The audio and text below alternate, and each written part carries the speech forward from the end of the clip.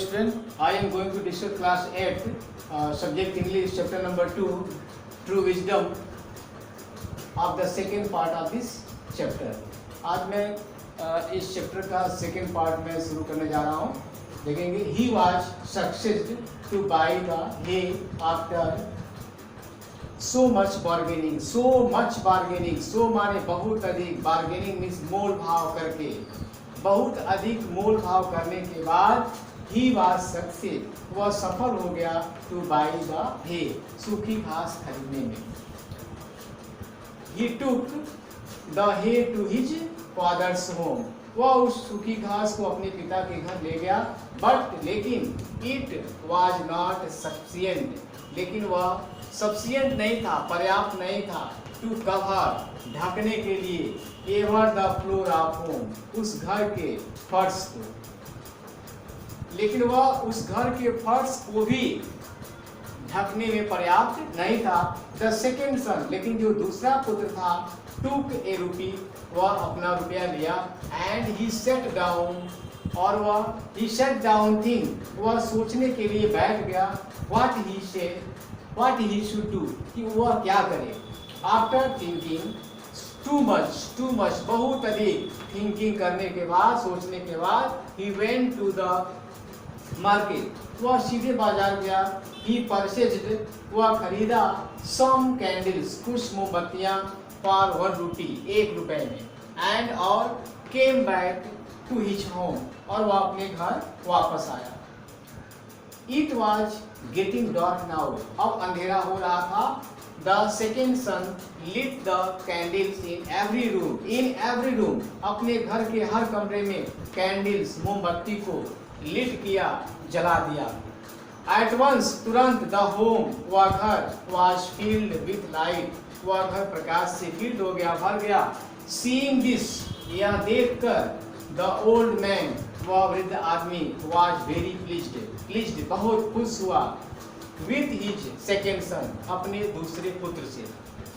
He said to him, तब वह उससे कहा, मतलब व्यापारी ने अपने दूसरे पुत्र से कहा, My dear son, मेरे प्यारे पुत्र, you have shown the true wisdom, तुमने सच्ची बुद्धिमानी दिखाई है. I will give you my all property, मैं अपनी पूरी प्रॉपर्टी तुम्हें दे दूंगा. Think, we live in a house, और तब व्यापारी ने उसको समझाते हुए कहा कि जरा सोचो, we live in a house, हम एक ऐसे घर में रहते हैं, which is called our native country, जो हमारी मातृभूमि कहलाती है. We have each of us been given, we have each of us, हम में से प्रत्येक को being given, दिया गया है. This rupee, यह रुपया, to prove ourselves, अपने आप को सिद्ध करने के लिए. Each of us, हम में से प्रत्येक, has different types of powers, विभिन्न प्रकार की शक्तियाँ दी गई हैं.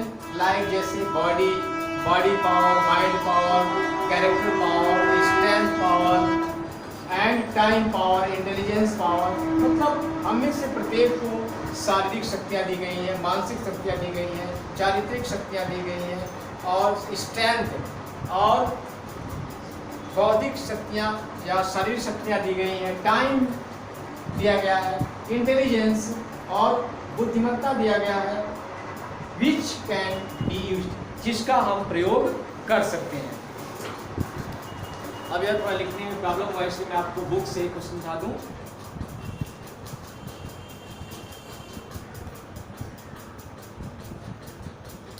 एज वी लीव स्कूल, इसमें कहता है कि जैसे जब हम स्कूल को छोड़ते हैं एंड गो आउट, और बाहर जाते, मतलब जब हम अपनी पढ़ाई पूरी करते हैं और दुनिया में जॉब खोजने के लिए जाते हैं या इस दुनिया में भ्रमण करते हैं, तो to be good citizen, no, we are tested, तो हमारी परीक्षा ली जाती है. As to how we show our talent which we have, कि हमारे अंदर जो भी टैलेंट है, जो भी योग्यता है, जो भी प्रतिभा है, उसको कैसे दिखाया जाए, या हमारी प्रतिभा को दिखाने के लिए हमारी परीक्षा ली जाती है. If we are going to be good citizen, यदि हम एक अच्छे नागरिक बनने जा रहे हैं, then we shall use our powers to try to lightning our country.